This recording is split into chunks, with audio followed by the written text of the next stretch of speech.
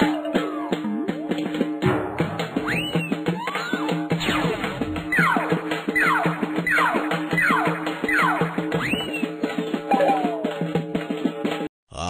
Hello hello hello అందరికీ నమస్కారం. ఎలా ఉన్నారు? బ్రహ్మాండంగా ఉన్నారు. నాకు తెలుసు కదా.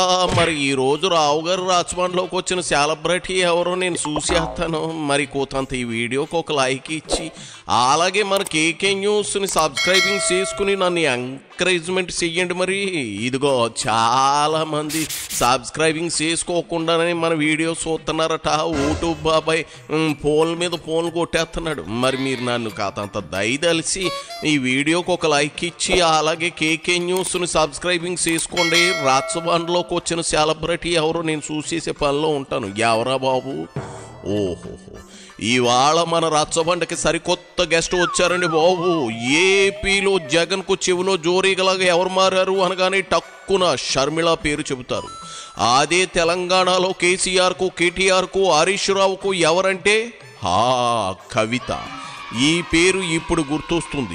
అయితే నిన్న మొన్నటి వరకు ముసుగులో దోబుచులాడిన కవిత ఇప్పుడు ముసుగు తీసేసింది. ఏకంగా సొంత కుటుంబం మీదే బాణాలు ఎక్కుబెట్టి డైరెక్ట్గా సంచలన వ్యాఖ్యలు చేసింది. మరి ఆ కేసీఆర్ ఈ హఠాత్ పరిణామాలను ఎలా చూస్తారో తెలియదు కానీ ఈ లోపు కవితక్క ఏమంటుందో విందాం రండి. ఇదిగో తెలంగాణ జాగృతి ప్రెసిడెంటు నీ కామెంట్ల వర్షం కురిపించాయి. డెఫినెట్ గా నిజాం బాటలోనే నడుస్తాం. నిజాం కట్టిన ఉస్మాన్ సాగర్లోనే కదా ఇయాలటి కూడా హైదరాబాద్ ప్రజలు నీళ్ళు సాగుతున్నది. ఆ నిజాం ఆదర్శం, ఆ నిజాం స్ఫూర్తి అని కేసీఆర్ గారు చాలా సందర్భాలలో చెప్పింది. ఇవాళ కాళేశ్వరం కడితే నేను చెప్తున్నా గ్యారంటీగా ఇంకా 200 సంవత్సరాల తర్వాత కూడా తెలంగాణ బిడ్డలు కేసీఆర్ గారిని తలుచుకుంటారు. అటువంటి గొప్ప ప్రాజెక్టు కాళేశ్వరం ప్రాజెక్టు. ఆ ప్రాజెక్టు డెప్త్ అర్థం కాక, తెలంగాణ భౌగోళిక స్వరూపం మీకు అర్థం కాక, మీకు తెలంగాణ పట్ల అవగాహన లేక, కేసీఆర్ గారికి ఉన్న నాలెడ్జ్, ఆయన ఎక్స్పీరియన్స్, ఆయన ఉమ్మడి ఆంధ్రప్రదేశ్లో ఆయన అనుభవించినటువంటి వివక్ష, నిన్న పొద్దు నుండి సాయంత్రం వరకు అసెంబ్లీలో కేసీఆర్ గారిని ఎన్ని అనరాని మాటలు అన్నారు. వింటుంటే గుండె తరుక్కపోతా ఉంది. ఎందుకోసం అనాలి అన్ని మాటలు కేసీఆర్ గారిని? కేవలం రాజకీయ లబ్ధి పొందడానికి మాత్రమే, అంతకుమించి ఏమీ లేదు. ఇదే రేవంత్ రెడ్డి గారు అంతకుముందు ఒక టీవీ ఇంటర్వ్యూలో చెప్పారు, కేసీఆర్ గారికి పైసల మీద ఆశ లేదు, పాపం ఆయన మీటింగ్ పెట్టాలంటే కూడా పైసలు ఎప్పుడు కావాలంటే అప్పుడు చూస్తారు ఎక్కడున్నాయని, కానీ అప్పటిదాకా ఆలోచన కూడా చేయరండి. మరి అటువంటి కేసీఆర్ గారి మీద ఇంత కుట్రపూరితంగా అభాండాలు ఎందుకు వేస్తున్నారు? చూడమ్మా ఈ కవిత, నీకు నాకు ఆటే పరిచయం గట్రా లేదు కాబట్టి చెబుతా ఉన్నా. సపోజ్ నువ్వే సీఎం అనుకుందాం కాసేపు. అనుకో, నీ కింద ఉన్న మంత్రులు 1000 కోట్ల అవినీతి చేశారనుకో. ఆ తప్పు ఎవరిది? ఆ బాధ్యత రాహిత్యం ఎవరిది? ఆ నెగ్లిజెన్సీ ఎవరిది అని పేసినిస్తా ఉన్నాను. నాకు తెలుసమ్మయ్యో రాజకీయాలు. కాళేశ్వరం ప్రాజెక్టులో అవినీతి జరిగిందని ఒప్పుకుంటున్నట్లేనా? ముందు అది చెప్పు. ఒకవేళ 1000 కోట్లు తినేశారు అంటే అది ఎవరి పని? మీ నాయనకు డబ్బు ఇవ్వలేదంటున్నావు. మరి మీ అన్నకు ఉందా? లేదంటే మీ బావకి, అది హరీష్ రావుకు ఉందా? ఎవరికుందో చెప్పు. అన్నట్లు అబాండాలు అవినీతి మార్కలు అంటున్నావు. ఎవరేస్తున్నారు అబాండాలు? ఎవరు అంటిస్తా ఉన్నారు మార్కలు? ముందు ఆ విషయం చెప్పు. వేసేటటువంటి అవకాశం ఎవరిచ్చారు అన్నది కూడా ఇవాళ బీఆర్ఎస్ పార్టీ శ్రేణులు కూడా ఆలోచన చేయాలి. తెలంగాణ ప్రజలు కూడా ఆలోచన చేయాలి. ఎందుకోసం వస్తుంది కేసీఆర్ గారికి అవినీతి మరక? ఎవరి వల్ల అంటింది అలా? అది ఆలోచన చేసుకోవాలి కదా మనం కూడా. కొంతమంది కేసీఆర్ గారి పక్కన ఉన్నటువంటి వాళ్ళు కేసీఆర్ గారి పేరు చెప్పుకొని అనేక రకాలుగా లబ్ధి పొంది వారు చేసినటువంటి అనేక చెత్త పనుల వల్ల ఇవాళ కేసీఆర్ గారి పేరు బద్నామయ్యే పరిస్థితి వచ్చింది. అంటే అవినీతి జరిగిందని ఒప్పేసుకుంటా ఉన్నావు అన్నమాట.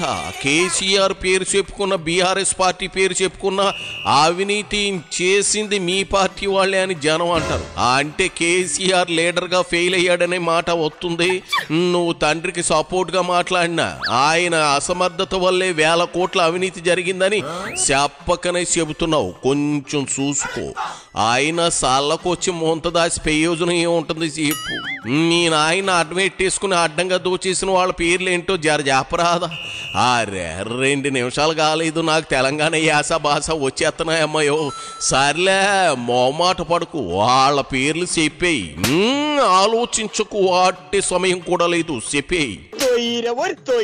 అయినా మళ్ళీ వాళ్ళనే మోస్తాం, అయినా మళ్ళీ వాళ్ళనే ముందుకు తీసుకెళ్తామని అనుకుంటే పార్టీ ఎట్లా ముందటికి పోతుంది? ఒక బిడ్డగా నిజంగా నేను బాధపడతా ఉన్నాను. ఇవాళ 5 సంవత్సరాలు ఇరిగేషన్ మంత్రిగా చేసినటువంటి హరీష్ రావు గారిది మేజర్ పాత్ర లేదా దీంట్లో? అందుకే కదా కేసీఆర్ గారు వారిని సెకండ్ టర్మ్ లో తప్పించిండ్రు.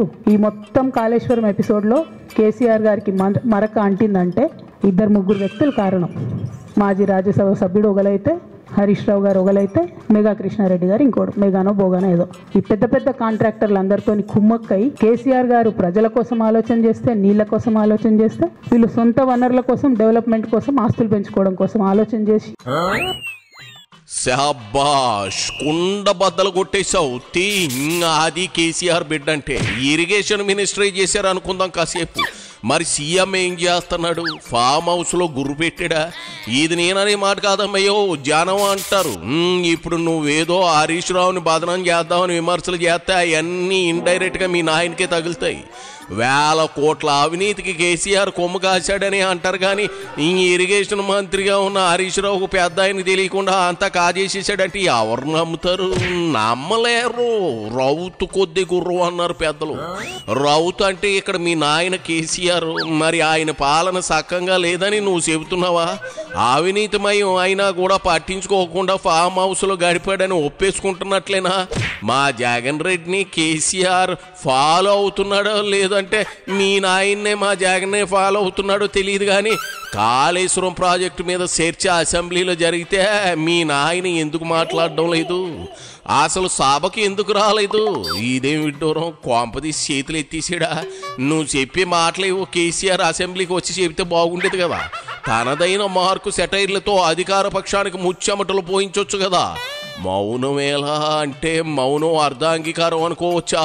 సిబిఐ దర్యాప్తు కరెస్టే అంటావా? ఇవాళ మీ వల్ల రేవంత్ రెడ్డి లాంటి వ్యక్తి కేసీఆర్ గారిని చేయెత్తి చూపించి కేసీఆర్ గారి మీద సిబిఐ ఇవాళ నేనేస్తా అని చెప్తున్నాడంటే కారణం ఎవరు దీనికి? నేను భరించిన. ఇదే హరీష్ రావు గారు, ఇదే సంతోష్ రావు గారు అనేక కుట్రలు చేసినా కూడా భరించిన. నా మీద ఓపెన్గా మీడియా మిత్రులందరితో రకరకాల మాటలు చెప్తే కూడా నేను భరించిన. నా పర్సనల్ అటాక్కి నేను ఎప్పుడు కూడా వాళ్ళను ఇంతవరకు పేరు పెట్టి పిలవలేదు, మాట్లాడలేదు. ఫస్ట్ టైం చెప్తున్నా. నేను ఎందుకోసం చెప్తున్నా? కేసీఆర్ గారికి ఈ వయసులో సిబిఐ ఎంక్వైరీ ఏందండి? ఎందుకోసం ఆ కర్మ పట్టింది? ఎందుకు భరించాలి? ఇటువంటి వాళ్ళని చూస్తూ ఎందుకోసం ప్రొటెక్ట్ చేసుకోవాలి? బీఆర్ఎస్ పార్టీ తమ్ములకు కోపం రావచ్చు, కానీ వాస్తవాలు చేదుగున్నా అప్పుడప్పుడు మాట్లాడుకుంటేనే, మందు తీసుకుంటేనే ఆరోగ్యం మంచిగా అవుతుంది. ఇట్లా చెప్పుకుంటూ పోతే చాలా చాలా అంశాలు ఉన్నాయి. వాటన్నిటి జోలికి నేను పోదలుచుకోలేదు, కానీ కేసీఆర్ గారు హిమాలయ పర్వతం అంత ఎత్తు లాంటి పర్సనాలిటీ ఆయనది. ఆయనను చేయబెట్టి చూపించి అవినీతి అని అంటే నిజంగా చాలా బాధ అవుతా ఉన్నది. పార్టీలో లోకలోకలో మనస్పర్ధలు ఉంటే ఇంట్లో చూసుకోవాలి, కోర్ కమిటీతో చర్చించుకోవాలి. అది కాదంటే డాడీ దగ్గరికి వెళ్ళి నిలదీయాలి, కానీ ఏటా ప్రెస్ మీట్ పెట్టి సాపట్లు కొట్టించుకోవడం మంచి పద్ధతి అనేది కాదే కాదు. అది నా అభిప్రాయం. చూడు కవితమ్మ, మరి కేసీఆర్ నువ్వు లైట్ తీసుకున్నావో ఆయనే పెద్దరకం కాపాడుకోవడానికి నేను పక్కన ఎట్టాడో తెలియదు, కానీ నీ దెబ్బకి మీ కారు పార్టీకి కారు మబ్బులుగా అమ్ముకున్నాయి. 4 టైర్లలో ఏ ఒక్కటి సరిగ్గా పనిచేయకపోయినా కారు నడిచే పరిస్థితి ఉండదు. ఇక్కడ కారు అంటే కేసీఆర్, 4 చక్రాలు హరీష్ రావు, కేటీఆర్, సంతోష్ రావు, నువ్వు. మరి నువ్వే కారుకు పంచి చేస్తే పార్టీ మనుగడ ఉంటుందా సేపు? అనాలోచితంగా తీసుకునే ఇలాంటి నిర్ణయాలకి పార్టీ నిలువున సీలిపోతుంది. తెలంగాణ ప్రజల్లో నమ్మకం ఇప్పటికే సగం సన్నగిల్లింది.